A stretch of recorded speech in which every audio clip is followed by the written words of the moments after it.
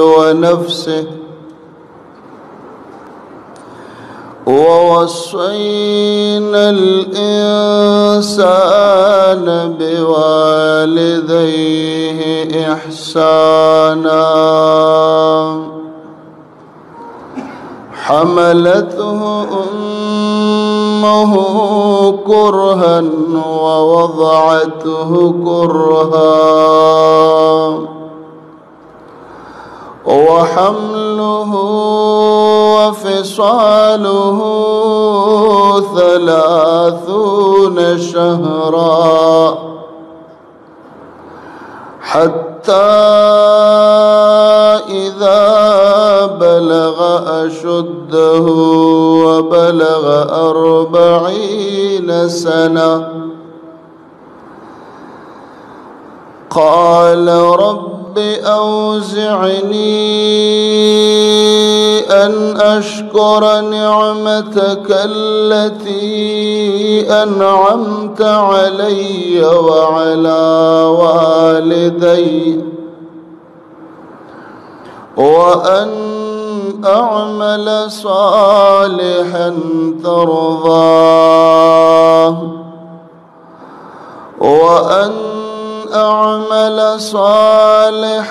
ترضاه وأصلح لي في ذريتي إني تبت إليك وإني من المسلمين. سورة الأحقاف داغی 15 نمبر آیات. داغه خلکو چې الله رب العالمین په دین باندې استقامت ورنصیب کی. استقامت د الله په دین باندې کلک ولاړی، د ګناهونو نه ځان ساتي، د عقیدې خیال ساتي، د فرایض او واجبات او سنت او مستحبات د دې هر څه خیال وساتي. نو په آخرت کې د عذاب هیڅ قسمه یره به په دوی نه راځي. انسانان به یریږي، مؤمنان به بچ، پریشانه به نه وي، خفګان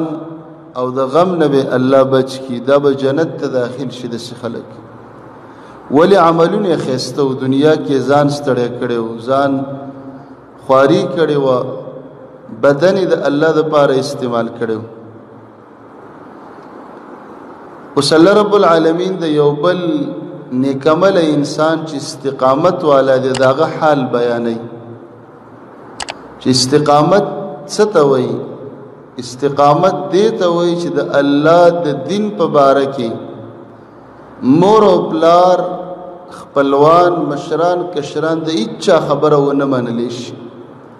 لکه دې مسلمان او دې مؤمن چې څنګه وکړه. نو الله فرمایي عملونه به قبول کم، ګناهونه به معاف کم، او زه به ورسره ټولې وعدې رښتیا او پوره کم. ووصينا الإنسان بوالديه إحسانا ووصينا الإنسان ومن وصیت او کلک حکم کړی دی هر انسان ته بوالديه د مور او پلار په باره کې احسانا چې د دوی سره احسان او نیکی کوا. د الله رب العالمین حق پسې دویم حق په انسان باندې، د خالق پسې په انسان باندې، په مخلوقاتو کې دویم حق د مور او پلار. قرآن کریم اکثر الله حق او د مور او پلار ورپسې ذکر کوي، لکه مونځ او زکات تړلې ذکر کیږي،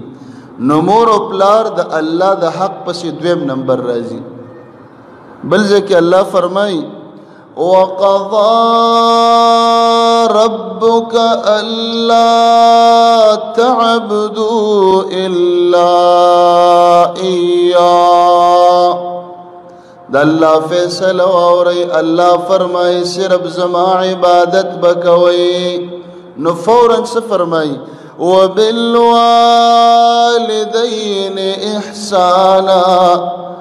پا اسمانونو کی حق دا اللہ دے خو پزمکہ کی دویم حق دا مور و پلار. بلزے کی اللہ فرمائی انشکر لی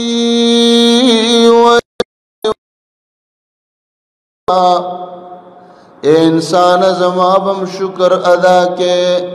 ولوالدیک او د مور و پلار بشکریا ادا کے او شکر گزار بوسی. نبی صلی اللہ علیہ وسلم لے صحابی راغے ویلے یا رسول اللہ صلی اللہ علیہ وآلہ وسلم مت افضل اعمل خیا افضل عمل بہترین و غر عمل. نبی صلی اللہ علیہ وآلہ وسلم ورت فرمائی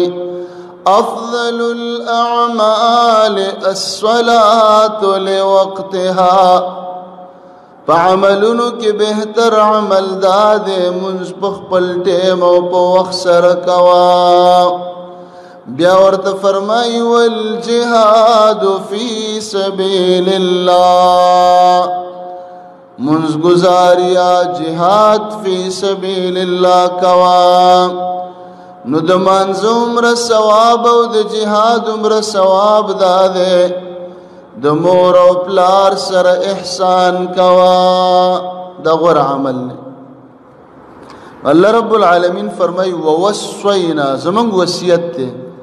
خلق وی دا میرا تا دا پلار وصیت تے. ار خبر دا پلار بدل شی وصیت سوک نہ بدلی. تردی پوری کپلار یو ناروا او دا گناہ وصیت کڑی امبازی خلقی نہ بدلی. چیر پلار وینا کڑی دا چی زمان مڑی لو جنازی لا پلانکے با نرازی نو بچی ہوتا جواب کی چی مرازا پلارم وصیت. اگرچہ دا وصیت بدلول جائز دی دا گناہ وصیت دی خو لکه زمونږ معاشره او مسلمانان کوي داسې چې وصیت ته ډېر په اهم نظر باندې ګوري. نو ځکه الله وفرمایل ووصینا دا وصیت د پلار نه دی د مور نه دی دا د الله وصیت دی. دا آیتونه ولی نازل شو د دې سبب نزول یا شان نزول شان ورود متویل کیږي سو. نبی صلی اللہ علیہ وسلم یو صحابی دے سعد رضی اللہ عنہ. سعد رضی اللہ عنہ نبی صلی اللہ علیہ وسلم باندې ایمان راوړ مسلمان شرک پر اوست او ډېر کم عمر نوجوان مومن جوړ شي. چې کله دې مومن شي تقریبا د اتل سنور لسکالو او د ورور مومن شو د سعد ابن ابي وقاص ده او هغه عمر ابن ابي وقاص هغه د شپاړو سکالو یا د ول سدن دو نیم کاله یا درې کاله کې شو. نو د دوانه مؤمنان شو او د دوی مور او دوی د بچی د مور ډېر تابعدارو ډېر منون کی په خلقو کې مشهورو په نیکۍ باندې چې سعد د مور سره ډېر احسان کوونکی. سعد د مور سره په احسان باندې مشهور.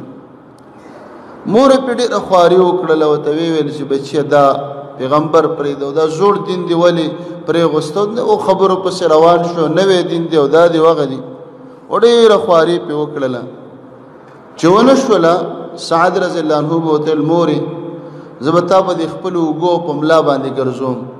خود محمد رسول الله علیه السلام په بارکه برته یو ټکی او حرف هم نه بس ستا خپل مقام او دا خپل مقام اسلام ورچاله یو مقام ورک. مور سوچ وکاو چې دا بچي زما ډېر تابعدار دي په ما بخبش قسم وک او وی ویل فلا اكل طعاما سعدا ترسو پورې چې په محمد رسول الله علیه السلام دی کفر نه کړي او کنزنې دی وته نه کړي زب خوراک خلیل یو نسم ولا اشرب شرابا وبب جب خلیل یو نسم حتا تکفر بالله الله باندې به کافر جوړيږي او بل روایت کې راځي چې زب په بدن باندې وبنو روانړو پرې د چې بدن می د سپګو لډک سعد براته بار بار به وتل چې موري خوراک کا وسکاک کا دا موري دومره کمزور شول دومره ځکه خوراک سکا کې بند بوک هرتالیو چې کله براو غرزیدله خلق برال خپلوان به داخله به ولوي په لرګي باندې کولا ولو دی به نه خورم خله بند کړي و په زور به ول کولا وکړه چې ګوټو بو ته ورواچ ویل سعد شرمو مدي پرې د خلکو کې واست بدنام شي خمشور شوی په خنامه باندې پرې د چې زمړشم نو خلق بوي قاتل ام مور مړه کړي د دام لاس سړی دی مور ته خپه د دنیا نه لاړ دا نوم د خرابوم سمش سعد رضی الله عنه حیران چې یو طرف ته محمد رسول الله صلی الله علیه وسلم او بل طرف ته مور ده ډیر په خطرناک ځای کې سړی راګیر شي یو ورځ کور تراغه وته ویل مور ډیره به هوش او ډیره په بد حال کې او تکلیف کې او زور به خلکو د خله کې وبو ورواچولې کنه دې خله بنده کړو ورته ویل یا موري مړکیږي یو ځلی بمړه شي ثابت نه وسی ک الله تعالی سل ساګانی در کې سل او زه ولاړم او زما په مخ کې د نه یو وزي بل ساوزي بل یعنی ستا د مرګ غږ په ما باندې سل زلوش سل غمونه په ما باندې راشي او ته سل زل مړ کېږي او ژوند کېږي محمد رسول الله علیه السلام باندې کفر نکوم لا استخلاص په دې خبره کې زما پروام نه راځي خپکیږم در باندې خو چې سل زل مړ شي نو د محمد رسول الله علیه السلام سره دې نه برابرو ازړه کې مینه او هغه درد بیل ځای کې دی خو د محمد رسول الله عظمتم په بیل ځای کې دی هغه ډیر بره دی تاغه ته نشي رسید نو الله رب العالمین د سعد رضی الله عنه د خوشاله ول د پاره د آیتونه راولېګل چې والذي قال لوالدي دا د انسان دی سلويخت کالو ته ورسید بوډام شو سپینګیرم شو خو بیا هم د مور تابعدار دی خو د مور سره د انسان نبی علیہ الصلوۃ والسلام نه برابرای الله آیات راولېګ چې مور او پلار سره نیکی کوا او کومور او پلار د ګناه خبره د تکول به ممن قران کریم کې د آیات مخکم تیر شوی و ان جاهداك لتشرك بي ما ليس لك به علم فلا تطعهما وصاحبهما في الدنيا معروفا مور پلار راولګي د جاهدا ک پتا باندې خواري راغسته ده چې تا مشرک کی ګناګار دي کی د نبی علیہ السلام د سنتو خلاف در باندې کوي الله فرمایل چې زه خو د مور او پلار حق ځان پسې ذکر کوم خو ګره زما د نبی په مقابله کې د مور او پلار فلا تطيعهما خبره بینه اگر چې حق ما پسې ذکر کیږي خو دومره حق بیانشته چې د نبی علیہ الصلوۃ والسلام مخې ته ودري نو سعد رضی الله تعالی عنه هغه خپل امور پوی کړل کته ما پسې خبرې کې ک خلق ما ته بد ګوري خو د نبی علیہ الصلوۃ والسلام په باره کې ستا مرګ یو مرګ دو مرګ سلزله بمړ شي خو زه د نبی علیہ الصلوۃ والسلام کفر خو لري خبره ده داغه یو سنت تم سپک نه کو ډیرو مسلمانانو ته دا مشکلات راځي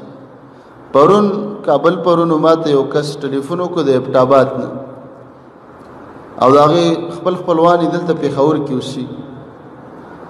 نو خپل تعارف را سره او کې زه د فلان کې ورارم تقریبا خبرونه د سي معلومېده ځکه ویل چې ماوتل واده دې کړی دی یا واده مې کړی دی یو لور مې شوی دی نو د سي د شلو 15 کالو نوجوان ویل چې الله رب العالمین ما ته د قرآن او د حدیث مطابق عقیده را نصیب کړې ده. د فلانکی شیخ صاحب د فلانکی شیخ صاحب د فلانکی د هغوی بیانات ما په انټرنیټ باندې اوریدل، بار بار بار بار. پلار مې پوهه سړی دی، تبلیغ کې کلونه لګېدلی دي، یو سفر نه ملکونو سفر شي، کورنۍ ورونه دغه شانتي، مام تعلیم دنیایي تعلیم کړی دی. خدا بیانات ما اوریدل اوریدل اوریدل. ما وتل چا در باندې زور خو نه وکړی چې ته قرآن او حدیث تابعدار شه. خلکو په جبه باندې ته اهل حدیث شه. د اهل حدیث توپ ګورې کومه ډله نه ده، فرقه نه ده، صرف د تعارف یو نوم دی د پیژندلو دپاره که نه، معنا د قرآن او د حدیث تابعدار وینا. بس دغه د فلانکی شیخ صاحب د فلانکی او ستاسو او د فلانکی وی بیانات مې اوریدل په د نیټ په ذریعه باندې. الله ما ته حق را نصیب. نو اوس زما حال دا دی چې نن په ما باندې جرګه وشوله، خپلوان به پکې راغلي، فلانکی او فلانکی، هغه خپلوان ما پیژندل او فلانکی او فلانکی. فیصله خپلوان هم دا وکړله او صرف نوره مسله نشته، پیسې هم ګټم، کاروبار هم کوم، د مور او پلار تابعدار یم. ته پوس ته دي دا خلک وکړي چې ما مور او پلار کله د دنیا په لالچ خفه کړي دي، نه مې دي خفه کړي. راته وایي چې ته به دا په مانځه کې رفع الیدین پرېږدي، امین به نه وې او فلانکي مسجد له به مانځه له نه ځي او موږ سره به جومات له ځي. نو په ما باندې نن خپلوانو فیصله وکړله چې یا به د پلار مني او که د پلار نه مني کډه دې وړه د کور. نو زما خو ځوانه جانه ښځه ده، یو بچی مې دی، یو زه اوس حیران یم چې څه وکړم. که وځم د کوره، کور نیول دي، ښځه یوازې اوسول دي، ټول عمر په یو کور کې شریک کور کې عادت یم، ځان له اوسېدل هم راته سخت ښکاري. دغه طرف ته پلار دی خو بل طرف ته وایي د عقیده مې دې زړه ته راننوتې ده. نو زه به په دې حالت کې که د پلار خبره ونه منم ګناهګار خو به نه یم، ځکه پلار مې وایي اعلانونه کوي خلکو ته وایي چې دا بچی زما نه حق دی، حق کړی مې دی، که د عقیده دې پرې نه غوسته حق کومه دی. نو ما ورته دا آیات او داسې نور د قرآن کریم آیاتونه او حدیثونه هم دې باره کې ډېر دي، دا مې ورته ولوستل. د سعد رضی الله عنه واقعه مې ورته بیان کړه. نو ما ورته ویل خیر دی، بیا هم جوړ توړ د جرګو په ذریعه کوشش وکړه چې جدا نشي. خو بالفرض که ته هغوی نه پرې غوستلي او تا شړي، اوس خو ستا حالت داسې دی چې تا شړي، نو ستا په شړلو او چې تا وباسي نه ته د مور او پلار عاقې، نه نافرمانی، نه ګناهګارې، په نص د قرآن باندې. نص د قرآن الله قرآن کې ویلي دي که دا تا چې څنګه وویل دغه شانتي ان که دنیا باندې ورسره ورانې د ښځې په سر د بچو په سر ورسره نښتې نو بیا به ګناهګار. او که مسله دا ده وایم دقه مسله او دا مسایل موږ له ډېر راځي، ډېر ملګري دلته راځي او غالبا د ښار نه راځي مانځله، تعلیم یافتم دی او تعلیم کوي، یونیورسټۍ کې سبق وایي. هغه هم تم دا مسله وه چې وایي پلار مې رانه خبر شوی دی چې دی مسجد ته د جمعې مانځله ځي. قسمونه هم راته کړي دي چې که لاړلې او زه د نه خبر شوم کور کې دې نه پرېږدم، او کله راته وایي عقوبه دی او کله څه او کله څه. نو دا ګورې ډېر سخت امتحان دی په سړي باندې. مونږ خو معاشره داسې د الحمدلله مسلمانانو عقیده دا تکلیف د هغه چا نه وتپوسه چې پلار هم په عقیده کې خلاف دی او مور هم خلاف ده، په ده څونه تکلیف تېري. سختي کولی نه شي ځکه چې پلار دی او عقیده مو سره ده، هغه هم زړه ته پرېوتې ده، حیران دی چې څه وکړم. پردي سړي سره سختي هم کېږي او که نور سختي نه دا خو سره کېدلی شي که نه چې ختمه شوه، نو پلار سره خو ختمېږي. دا امتحان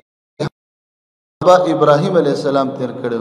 هغه هم د کوره ویستلی شوی. وهجرني ملیا، پلار ورته لوځه د کوره شړلی. نو په داسې وخت کې بیا پلار تکړه دی، بچی هم عاق کوي. همدغه بچی چې بالمازه دی، په الله قسم چې موږ په جومات کې ناست دي او قرآن کریم زموږ او ستاسو مخې ته پروت دی، کله پلار کم پلار ویلی دي چې بچی ته مونځ نه کې ما عاق کړی. په بالماستوب باندې چاله بچی نه دی عاق کړی، نه پې خلک راټول کړي دي. بچی چې دی روژه نه نیسي څوک نه عاق کوي، نفلونه نه کوي، جمع له نه ځي، حرامې وله راوړي هم نه عاق کوي. خو که دا صحیح سړی شه، نشې پرې غوستي، مونځګزاره شه، پرستو خواله راغی، نو پلار تکړه شوی دی اوس عاق کوي. اوس د کورم شړي خلک هم پې راټولوي خلکو ته هم رسوا کوي کوشش یې دا وي چېرې دا بچی مې بدنام شي که نه خلک به وایي چې دا د مور او پلار مړه ستا وایي په دې عقیده باندې څه الله تاسو نه بخي پلار د نه خفه دی خبر نه دی چې پلار او نیکه او دادا او دا پلار دا په کومه خبره باندې خفه دی یو طرف ته الله او رسول دی او بل طرف ته پلار دی نو دا الله او رسول اغستی دي او پلار هغه پاتې شوی دی مجبورۍ نه پاتې د نه پاتې کو خو پلار شړلی دی الله رب العالمین د سعد رضی الله عنه په تایید کې آیات راولي د سډيري مسلې به زمونږ استاد مخې ته راشي راځي مور او پلار به مور او پلار زکه یادو چې د ترن او د گاوند او د ملک او د خان نه د هر چانه د دوی خبره د نبی علیہ الصلوۃ والسلام د سنت په باره کې نه منل کېږي نو دا ټول دنیا پکې به لاسو نبی علیہ الصلوۃ والسلام فرمایي لا طاعة لمخلوق في معصية الخالق بس دا یو حدیث کومنګ ذهن کې کینو ډیر مشکلات به حل شي د مخلوق به هغه ځکه خبره نه مانی چې د خالق نافرمانی راتله په کمزې کمزې کې چې الله خپه کېده نو به د مور او پلار خفګان ته نه ګور کمزې کې چې الله ناراضه کېده رسول خفه کېده اچا ته به سړی غزوه تبوک و اوږد سفر تقریبا 900 کیلومتر نه ډیره لار و نبی صلی الله علیه وسلم جهاد ته لاړ په دې جهاد کې فرض جهاد منافقان هم لاړ مؤمنان هم لاړ په یو ځای کې د منافقانو خپل ډله او ګروپ و د پوس پوس او بیل بیل بکېدل ناس نو دا ابن سلول چې کوم د منافقانو مشر ابن سلول د دې مرګرو ته وای لئن رجعنا ليخرجن الاعز منها الاذل کلاړو کنه نو دا مونږه عزتمن د ذلیل به وباسو دا راغلي خلک دا ماجر خلک د مکې نه راغلي دي دا بدل وباس دا خبره نبی صلی الله علیه وسلم ته الله رب العالمین د وحی په ذریعہ راولي خبر ش په دې کې د اغزوی چې د زوی نوم عبد الله دی هغه خبر ش او زوی مؤمن دی او پلار منافق دی دا فیصله څوک کوي دا الله کوي چې دا مؤمن دی او هغه منافق کنه دوانه په جهاد کې دي دوانه په یو سب کې مونږ کوي دوانه لا اله الا الله محمد رسول الله خود زوی په زړه کې ایمان دی او د پلار په زړه کې کفر دی صرف ښکارا مسلمان دی نبی علیہ الصلوۃ والسلام لراغه ویل د الله رسول علیه الصلوۃ والسلام دا مم خوخه نه ده چې زما پلار یو بل چا وجلی زما پلار دا خبره کړي د تاته ذلیل ویلې دي او ځان ته عزتمن ویلې دي کته په دې باندې خپکیږي نه نو مال اجازه را کدا توره او زما د پلار سر بمی او ستا په خپو کې به واچو را به سر ته قلم رسول الله صلی الله علیه وسلم تلنا مونږ ته امر نه دی شوی چې په بچو باندې پلاران مړکو اگر چې دا پلار ګوره کافر دی خو د مرګ اجازه نه د وهلم نه د ټکولم نه د کنزلم نه د بیزتیم نه صرف خبره ممنه د ګناه خبر نو دوی را روانو جهاد ختم شو چې مدینه منوره ته راورسېدل د مدینه په غټه لار کې د زوی ودرې د تورې راوېست او ویل پلار مدینه ته دی نه پرېد خلق راجم ولی او پرېد او پلار دی بس وې زما د پلار خبره د پلار او زوی خپل منځ کې پویګو تاسو را نه خوښ ویل تا ویل دي چې نبی علیہ الصلوۃ والسلام اذل ذلیل دی او ځان ته دی عزتمن ویل دي نبی علیہ الصلوۃ والسلام من کړم کننن به زما پلار نه وستا سر به ال تپات شي زاغه من کړم خود دومره ده چې دا مم پزړه نه سلا کیږي چې زما پیغمبر ته دی ذلیل ویل شوی چا ویل دي پردي کس نه زما پلار دی زما پیغمبر ته ذلیل ویل زما پیغمبر خفه دی په دې باندې هغه دردمن دی تا ته ذلیل ویل دي دا مې پزړه نه تیریږي اگر چې ته پلار اوس په دې ځکه کې ته اقرار وکي چې ځان ته ذلیل وي او نبی علیہ السلام ته عزتمند وي اجازه به ته ملاو شي کنه نه دی پرې خبره اترې نو پلار مجبور او پوه شو په دې باندې چې د مرګ نه خاصم بچ شم د نبی علیہ الصلوۃ والسلام څومره لوی احسان دی کنه خدا خود مرګ قابل چې پیغمبر ته ذلیل وي خدام دا غي احسان دی چې د زوی په لاس قتل نه نو پلار د مجبورۍ نه را پاسې د ویلې ز ذلیل او محمد رسول الله علیه السلام عزتمن و اذا پلار اجازه دې ته ویل کېږي د پلار او د نبی مقام چې د پلار خبره پلار مسلمان می او د نبی علیہ السلام د سنت خلاف کوي مونږ ته شریعت وایي مې منه نو زه مولا او بل مولا او امام او مشر او لیډر او رهبر پکې لا څوک دي چې مونږ به د پیغمبر علیہ السلام خلاف خبرې کوو او خلک به مني زمونږ خبره به په سر کې پاتې کیږي ولی چې د پلار مقام الله د خپل ځان په سیر ذکر کوي الله خپل حق یادوي نو د پلار حق یادوي دغه پلار چې الله پس دویم حق د راځي او د پیغمبر علی السلام په خلاف کې خبره نه منل کی پلار راولګي د بچی ته ویل چې بچیا پلان کې زیارت لا غیا بوزا پلان کې زیارت لا لاړشه او د امور د بوزو په دې کې باد دي او پلان کې زیارت له بوزو په دې کې پیری دي او خاپيري دي او پلان کې غار له بوزا فلا تطعهما وتو پلار هر خبره دي منم خو الله خفقي دا بدل نه من دغه وزستا تابعداري نه کته ما عق کې یوزل 1000 مرتبه زپنه عق کېږم عق ستوي چې نافرمانه ال بچي جوړيږي چې الله ته خفي او چې الله وت فرمایلی دي چې د پلار د ګناه خبره من هو صاحبهما فی الدنيا معروفه ګوره د دنیا کې به سره نیکی کې گاوند کې پلار د سره گاوند حقوق پیدا کې دولګي خیال به ساتي د کپړو به ساتي د بچو به ساتي د کور به ساتي د دنیوي لحاظ خو دینی لحاظ کې به خبره پلار راولګي دغه جمعات لمورز جمعات کې هیڅ مسله نشته خو جمعات کې حق پرست دي د پلار خبره بنه منل کی پلار راولګي د مانځ کې د سنت عمل مکوا د پلار خبره بنه منل کی ادب به وي احترام به وي قدر به وي او پټه پټه به ته دعام کې چې الله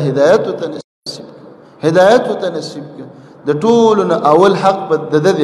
د پاره د هدایت دعا وکړي صحابه کرام سره بدا فکر ابو هريره رضی الله عنه یو ورځ مور ته بار به د اسلام دعوت ورک یو ورځ ته مور اسلام راوړ مور راولګي د استاد محمد دس چې سکنځلې په خله ورتللې ټوله نبی عليه السلام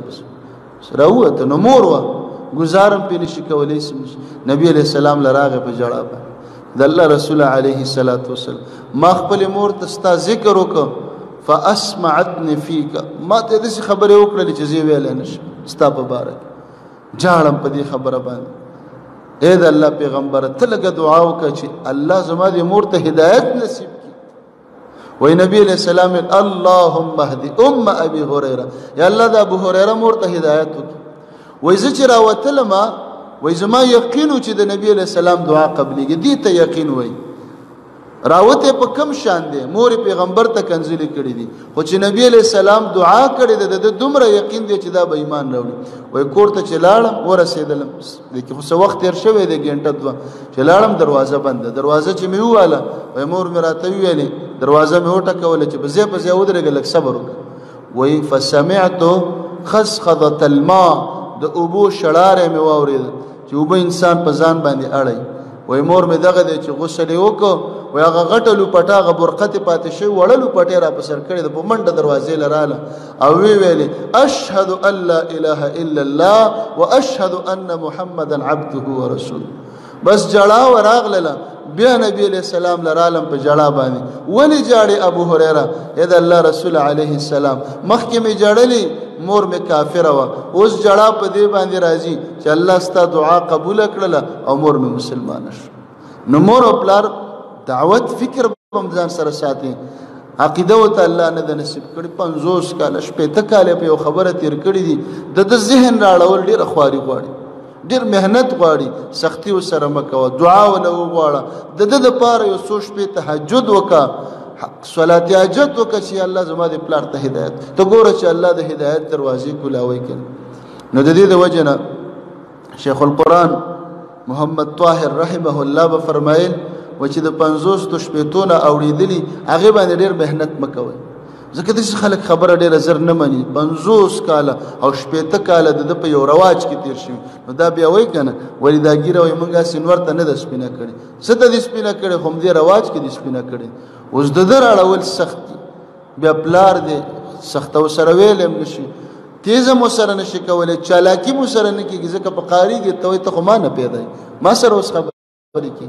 نو د لپاره دعا د سره نرمي د دعوت خو بالفرض دا ټول حربې ته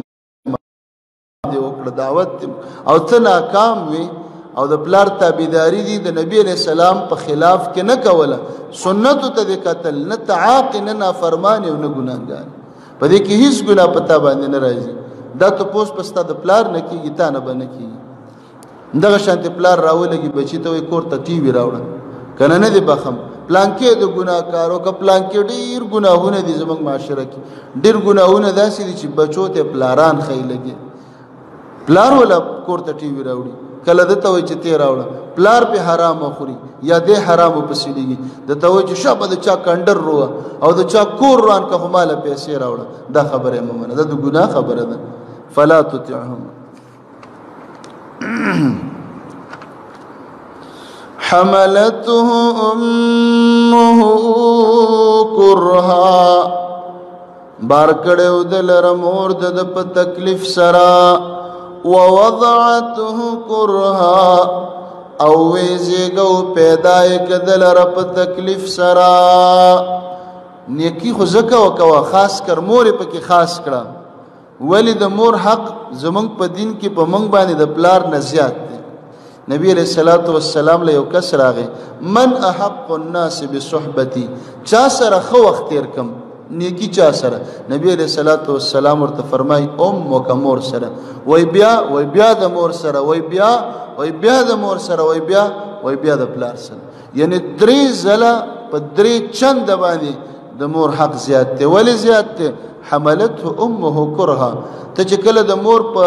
خېټه کې وي او د هغه په حمل باندې وي څومره تکلیف ته یو او مور